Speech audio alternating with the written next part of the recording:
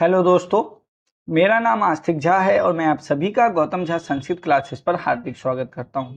आज हम वैदिक सभ्यता के अंतर्गत अथर्ववेद और वैदिक सभ्यता के सामाजिक और राजनीतिक संरचना के बारे में अध्ययन करेंगे, जो कि आपके सभी प्रतियोगी परीक्षाओं की दृष्टि से बहुत ही इम्पोर्टेंट है।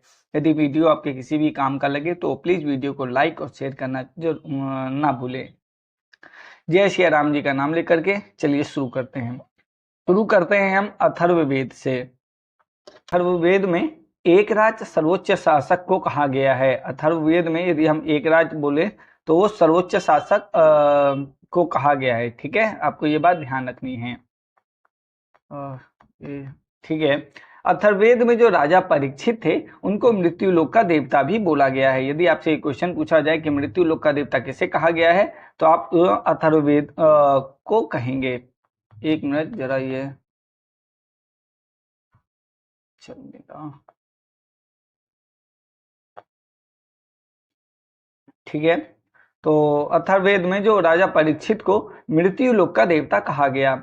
इसमें ही दो उपनिषद हैं, एक छांदोग्य उपनिषद है और एक बृहदारण्यक उपनिषद है। में उद्दालक आरुणि एवं उनके पुत्र श्वेत केतु के बीच ब्रह्मा एवं आत्मा की अभिन्नता के विषय में संवाद है।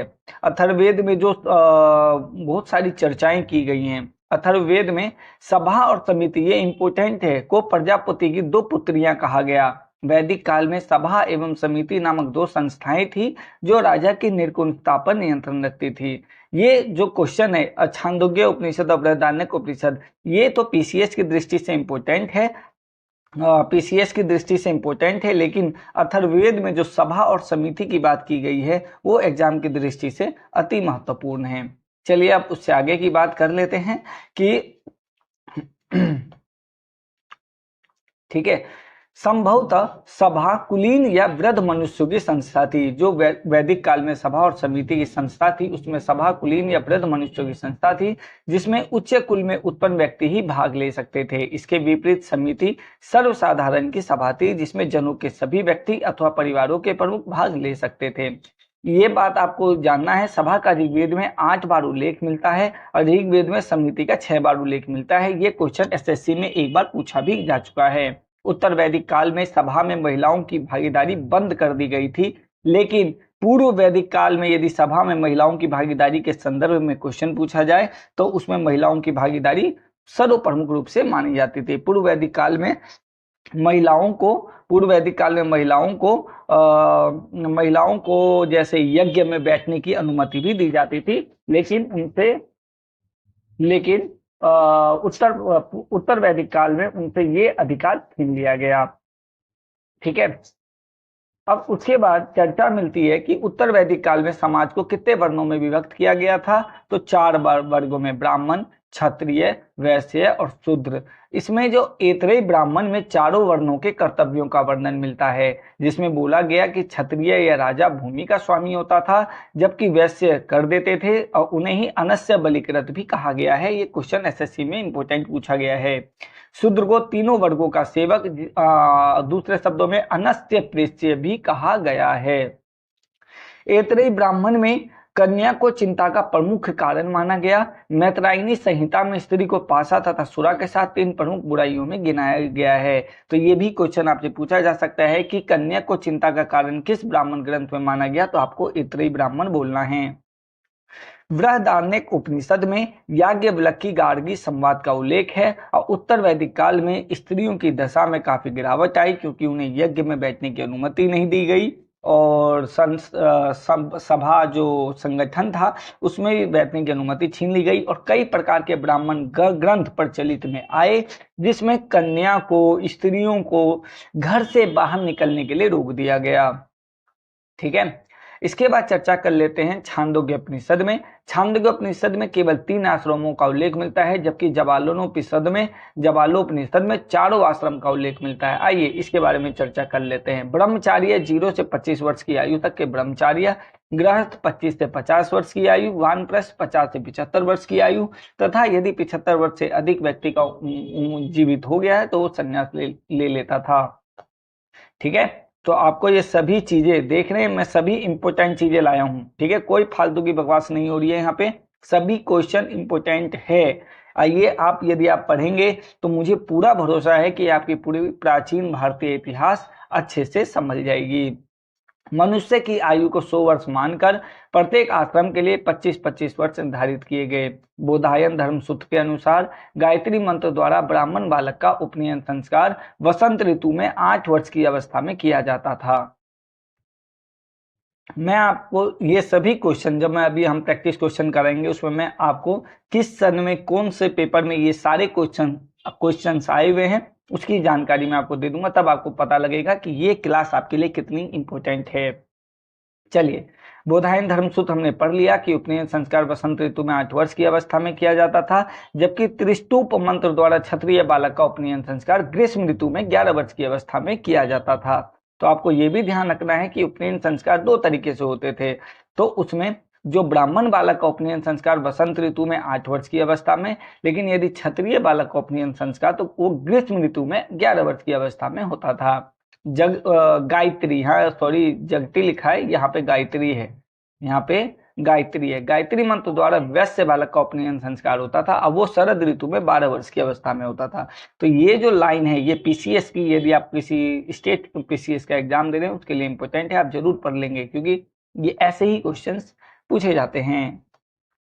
वैदिक काल में जीविकोपार्जन हेतु वेद वेदांग पढ़ाने वाले अध्यापक को उपाध्याय कहते थे। उस अध्यापक को क्या कहा जाता था? उपाध्याय, उपाध्याय। ठीक है, तो आपको ये ध्यान रखना है। अब इसके बाद कुछ स्त्रियां रहती थी, जो मैं यहाँ पे पूर्व वैदिक काल की बात कर रहा हूँ क्योंकि उत्तर वैदिक काल में तो स्त्रियों की स्थिति वैसे भी दयनीय बना दिया गया था, लेकिन उत्तर वैदिक काल में स्त्रियों की स्थिति तो वैसे भी दयनीय बना दिया गया था, लेकिन पूर्व वैदिक काल में स्त्रियों की स्थिति काफी अच्छी थी।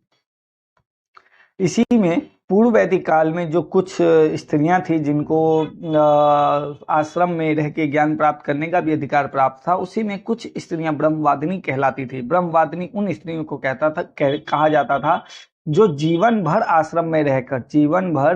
आश्रम में रहकर शिक्षा प्राप्त करती थी। आश्रम में रहकर शिक्षा प्राप्त करती थी। ये देखो, मैं ये सब आपके लिए लाया हूँ। जीवन में रहकर शिक्षा प्राप्त करती थी, ब्रह्मवादिनी उन्हें शिक्षा प्राप्त करती थी। ठीक, आपको ये बात याद रखना है। क्वेश्चन पूछा जा सकता है कि पूर्व वैदिक काल में ब्रह्मवादिनी किस स्त्रियों को कहा जाता था? तो ब्रह्मवादिनी वे कन्याएं होती थी जो जीवन भर आश्रम में रहकर शिक्षा प्राप्त करती थी। और साधु वधु किसे कहा गया है? साधुवादी जो विवाह पूर्व, यानी जो आज अभी भी होता है कि शादी से पहले कन्याएं या लड़कियां स्कूल जाती हैं, पढ़ाई करती हैं। ठीक है, तो उन सभी कन्याओं को क्या कहा गया है? साधुवधु। गृहस्थ आश्रम में मनुष्य को पंच महायज्ञ का अनुष्ठान करना पड़ता था। आइए इसके बारे में हम आगे चर्चा कर लेते हैं। चलिए अब आगे हम चर्चा कर लेते हैं कि गृहस्थ आश्रम में जो मनुष्य को 5 महायज्ञ का अनुष्ठान करना पड़ता था, वो अनुष्ठान कौन कौन से हैं। ठीक है, एक मिनट, नेक्स्ट स्लाइड ये रही। गृहस्थ आश्रम में मनुष्य को 5 महायज्ञ का अनुष्ठान करना पड़ता था। ये 5 महायज्ञ कौन कौन से हैं?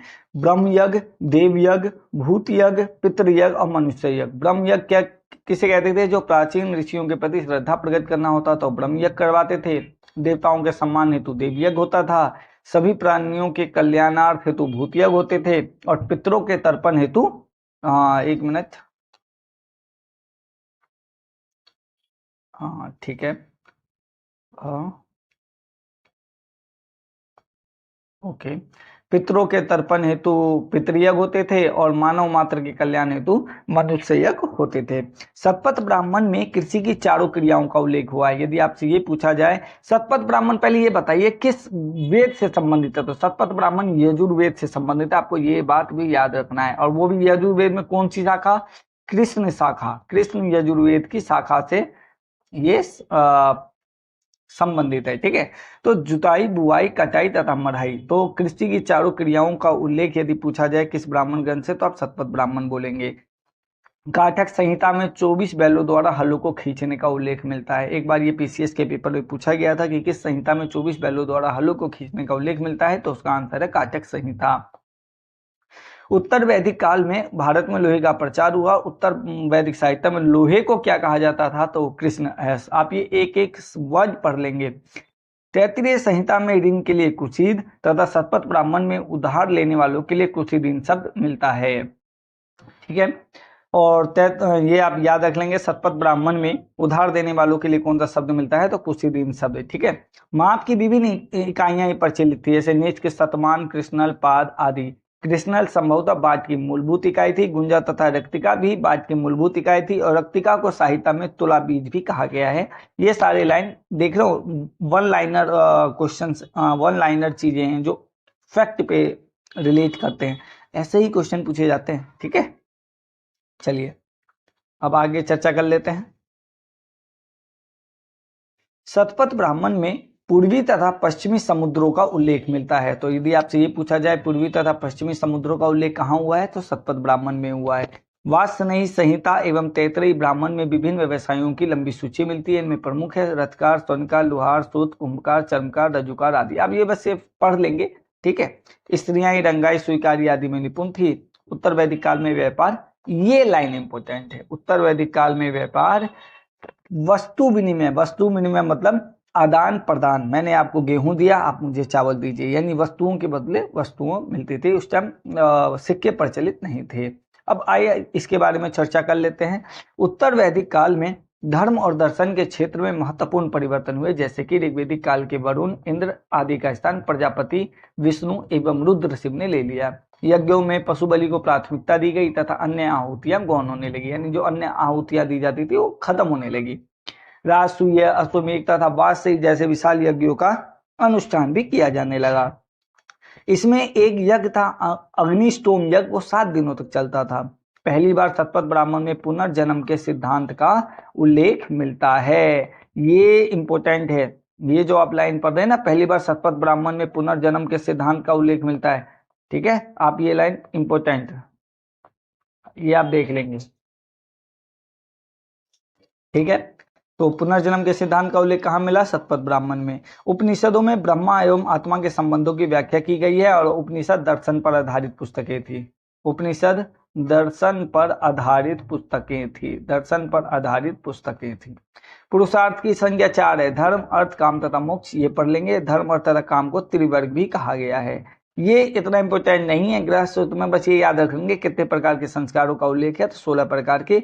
और विवाह कितना है, 8 प्रकार के विवाह का उल्लेख है, बस इतना ही पढ़ लेंगे। यदि आप किसी को पीसीएस देना है तो आप ये पूरा डिटेल में पढ़ लेना। ठीक है, ये देख लो सारा मैं फैक्ट वाइज बना के लाया हूँ। ठीक है, जो सभी एग्जाम की दृष्टि के लिए इंपोर्टेंट साबित हो जाए इसी का। ठीक है, चलिए आगे बढ़े।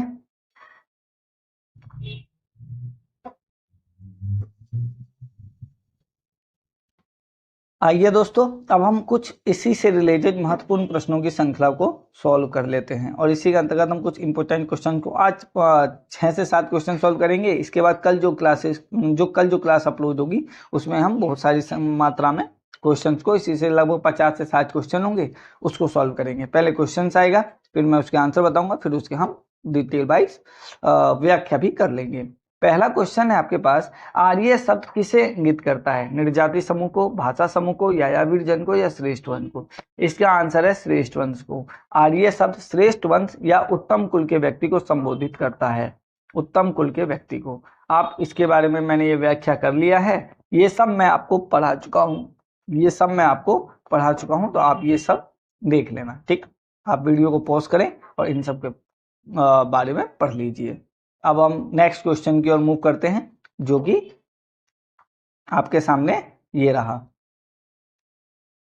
चलिए, प्रश्न नंबर 2 आपके सामने। आजा आजा, अच्छा सुन क्या। प्रश्न नंबर 2 है, सबसे पुराना वेद कौन सा है। इसका आंसर तो आप सबको मालूम होगा, सबसे पुराना वेद है ऋग्वेद। ठीक है, ऋग्वेद से रिलेटेड अब देखिए, भारतीय साहित्य में टोटल वेद 4 है, ऋग्वेद, सामवेद, यजुर्वेद तथा अथर्ववेद। इसमें ऋग्वेद को सर्वाधिक प्राचीन माना गया है। ठीक है, अब हम प्रश्न नंबर 3 को सॉल्व कर लेते हैं। प्रश्न नंबर 3 है, त्रयी क्या है। 3 वेदों का, धर्मबुद्ध, हिंदू धर्म के 3 देवताओं या 3 मौसमों का समूह। तो त्रयी नाम है 3 वेदों का, त्रयी नाम है 3 वेदों का, यानी ऋग्वेद, यजुर्वेद तथा सामवेद को वेद त्रयी कहा गया है। ठीक है, आप देख रहे हैं सभी इंपॉर्टेंट क्वेश्चंस हैं, तो आप अच्छे से तैयारी करेंगे। ठीक है, मैं इसलिए क्वेश्चन भी लाया हूं। अगला क्वेश्चन है, वैदिक ग्रंथ में वर्ण शब्द का उल्लेख सर्वप्रथम कहाँ हुआ? तो वैदिक ग्रंथ में वर्ण का सर्वप्रथम उल्लेख आपके सामने ऑप्शन ये 4 हैं। अब ऑप्शन जल्दी बताएं, क्योंकि इसका आंसर है ऋग्वेद। ठीक है, इसकी व्याख्या ले लीजिए।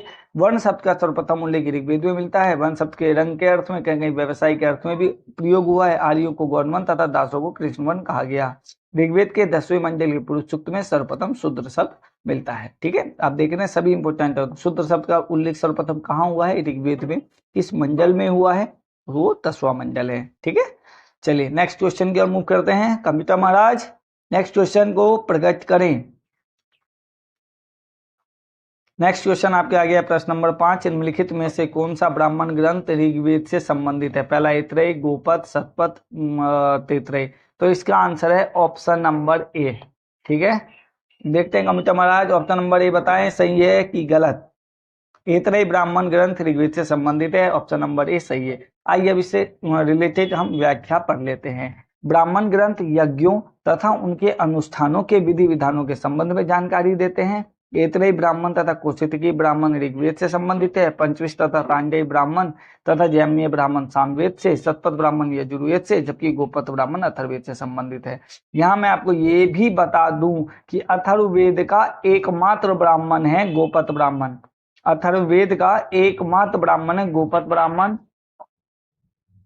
और इसका कोई आरण्यक नहीं है। इसका कोई आरण्यक नहीं है। अथर्ववेद का एकमात्र ब्राह्मण है गोपथ ब्राह्मण, और इसका कोई आरण्यक नहीं है। ठीक है, तो ये मैं वैदिक काल से लेते सभी क्वेश्चंस को अभी तक नहीं ले पाया हूँ। हमने अभी इससे पहले हमने 2-3 क्लासेस और भी पढ़ी हैं वैदिक सभ्यता के बारे में। यदि आपको पढ़ना है तो आप जाके देख सकते हैं। और कल हम आपके सामने कुछ 40 से 50 क्वेश्चंस का श्रृंखला लाएंगे। ऐसे ही पहले आपको क्वेश्चन आएगा, 5 सेकेंड आपको टाइम मिलेगा, फिर उसका आंसर आएगा, उसके बाद हम उसकी व्याख्या को टाइप करके हम यहाँ पे डाल देंगे। ठीक है, आशा करता हूँ वीडियो अच्छा लगा हो। यदि वीडियो अच्छा लगे तो प्लीज वीडियो को लाइक और शेयर करना ना भूलें। ठीक है, इसी उम्मीद के साथ कि आपको अच्छा लगा होगा, आपके एग्जाम की दृष्टि से इंपोर्टेंट होगा, मैं विदा लेता हूँ। जय हिंद, जय भारत।